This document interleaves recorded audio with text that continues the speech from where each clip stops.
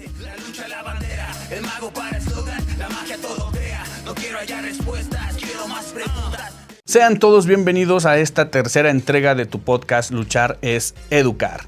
Como lo dijimos en el capítulo anterior, no nos dio el tiempo suficiente para terminar un tema bastante interesante, que es: no emprendas si no estás dispuesto a pagar los precios o si no tienes claridad de hacia dónde vas y tu verdadero porqué, ese porqué poderoso, esa razón de ser importante. Mejor no emprendas. Es importante que te vayas familiarizando con esta parte del emprendimiento, y para eso vamos a profundizar en ese tema el día de hoy.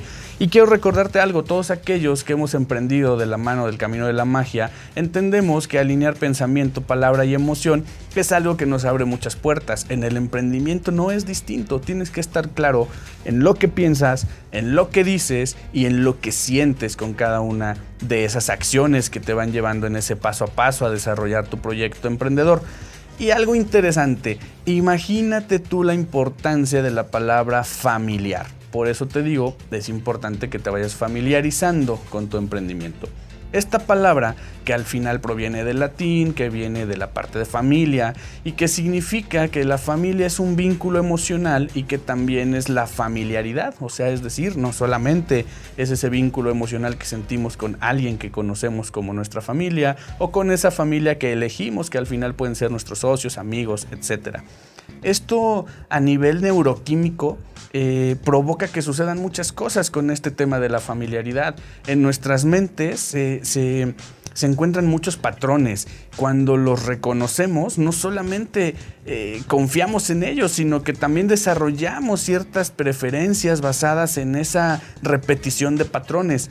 Es algo un poco más profundo que solamente la decisión de hacer las cosas y emprender, porque nuestros cerebros usan estos patrones, imagínatelo así, para crear mapas. Imagínate que estás creando un mapa hacia donde tú quieras, hacia ese tesoro perdido.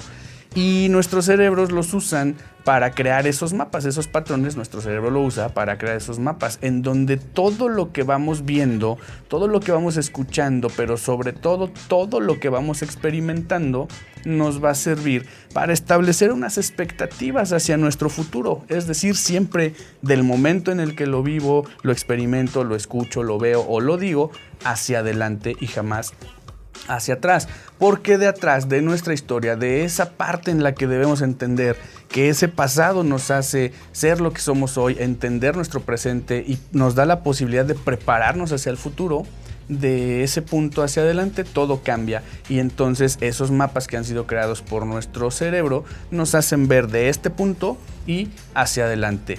Piensa solo por un instante en alguna tradición de tu familia, por ejemplo, alguna costumbre o alguna tradición donde por lo general no nos enfocamos en las mejores comidas o en los mejores regalos o en los mejores gestos o los más grandes que han tenido con nosotros, sino más bien le damos ese sentido de continuidad que se basa en el hogar, en esa convivencia interna, en esas paredes que delimitan nuestro territorio como familia, esa historia que se comparte, esas actividades favoritas que solamente son favoritas si las haces con tu familia, en ese entorno familiar. Si no, puede ser una actividad que te guste, pero no de tus favoritas. Necesitas que sea con ellos para convertirla en una de tus favoritas. Ese tiempo, esa convivencia que tienes con ellos y que pasas, por ejemplo, una buena comida y ese recuerdo de alrededor de la mesa, de la cocina, del comedor o en el jardín, es lo que se va a quedar contigo allí por mucho tiempo y que te hará irte moviendo en ese mapa que has creado de acuerdo a tus patrones. Por lo general, puedes generar esa familiaridad como una clave si es que quieres tener éxito en esa comunicación, en eso que quieres proyectarle hacia los demás, en ese mensaje que realmente quieres entregar. Por ejemplo, imagínate los inicios de Red Bull. El fundador de Red Bull decidió lanzar una campaña un tanto diferente. Esa creatividad, esa disrupción que es importante como emprendedor entender y que viene ligada de esos lazos familiares en donde debemos estar familiarizados con todo lo que vamos a hacer hacia adelante, te la voy a contar de una manera breve. Él se le ocurrió de manera sencilla llenar todos los botes de basura de sí, de la basura de la calle, de los espacios públicos donde se podía depositar la basura, con un montón de latas vacías de su producto, de ese Red Bull que muchos de nosotros conocemos. Y lo hizo con una estrategia simple.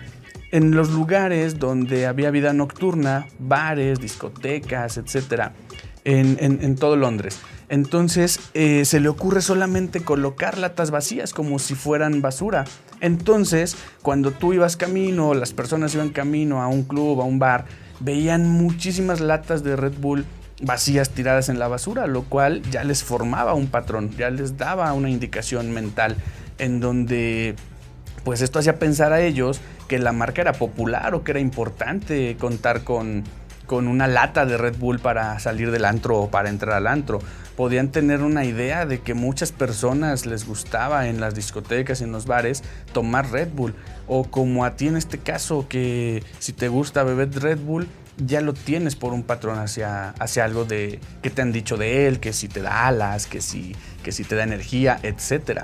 Entonces este fundador, que al final fue inteligente y aplicó una estrategia simple y disruptiva, repetía esa acción por lo general, y lo hizo por una etapa prolongada. No fue solamente una prueba, la prueba funcionó y lo llevó a algo más prolongado. Esto fue generando a mediano y largo plazo el tener una comunicación brutal con el mercado, porque ese mercado, sin querer y sin saber, estaba manteniendo y recibiendo una información a través de esa forma de comunicarla, que no tenía ni idea del impacto que estaba causando en esa formación de patrones mentales. Esto quiere decir que entre más impacto logres con tu mercado, entre más impacto logres con esas personas a las que tú quieres llegar para resolverles lo que sea que les vayas a resolver, más vas a tener ese efecto de familiaridad. Regrésate al jardín de tu casa o a la casa de la abuela o de tus padres, en donde la pasabas tan bien que ya tenías ese patrón en donde cuando visitas o vas a algo es porque hay algo importante que hacer o porque hay ciertos lineamientos que seguir.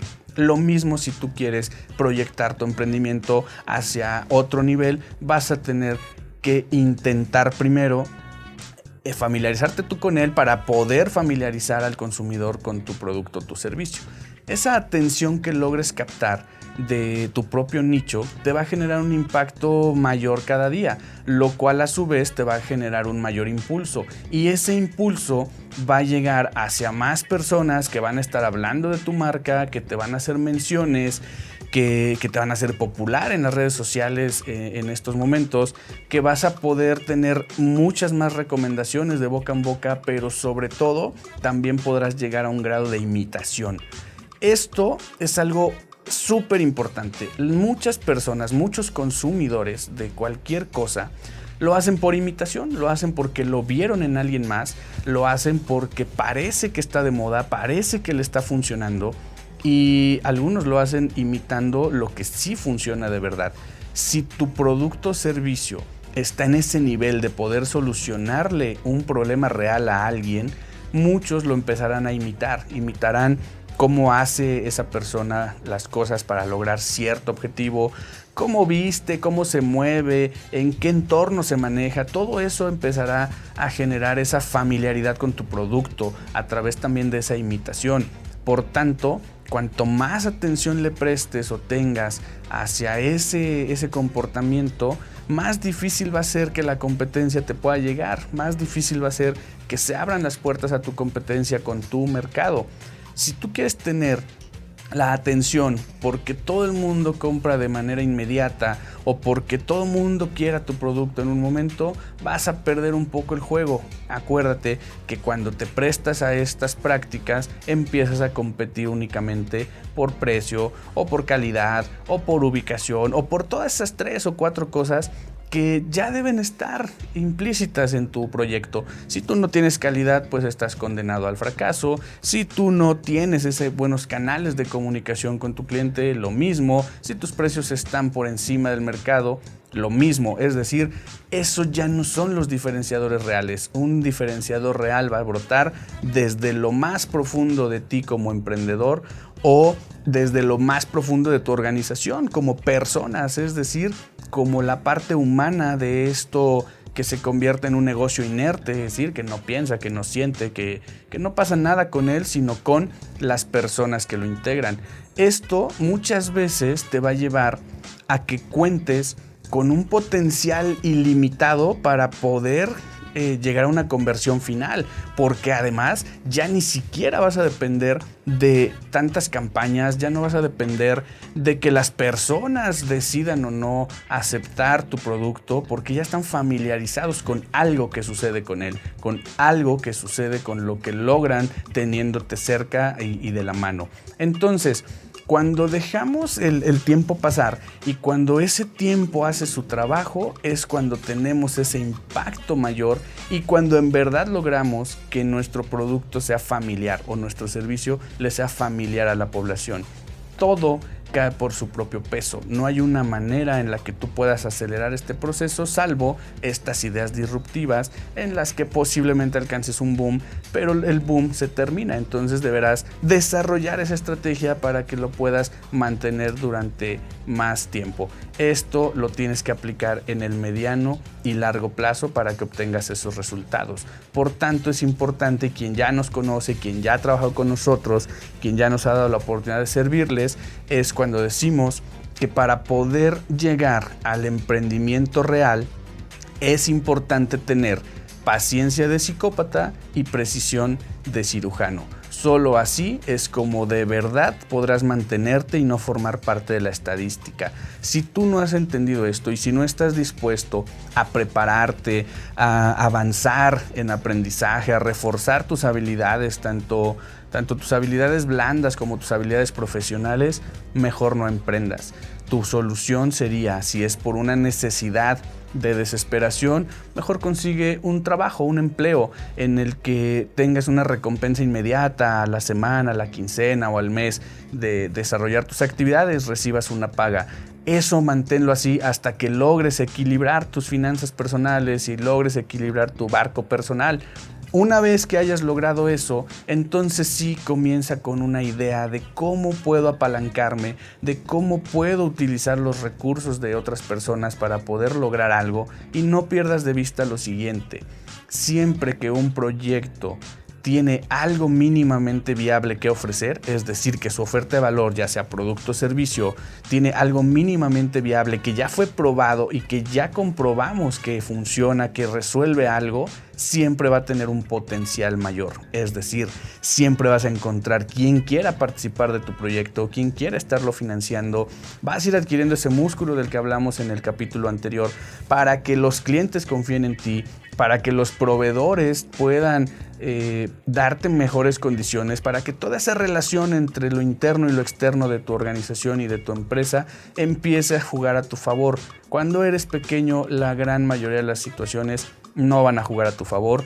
Por tanto, no debes desesperarte, debes aplicar la paciencia de psicópata, utilizar muchísimo la estrategia, utilizar muchísimo las mejores prácticas financieras y utilizar sobre todo esas manos que te dan desde arriba para impulsarte, para jalarte al siguiente nivel.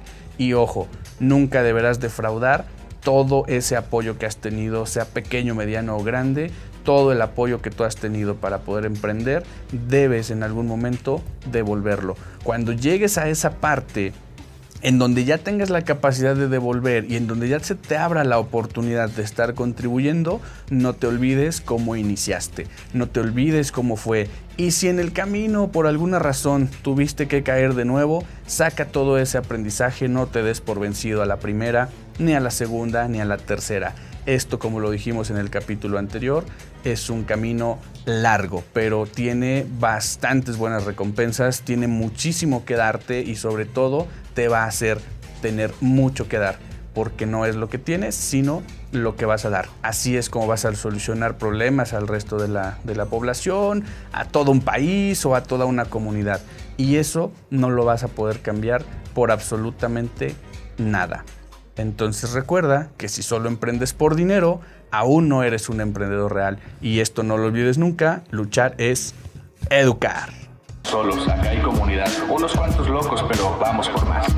Acá te veo, soy José Comar.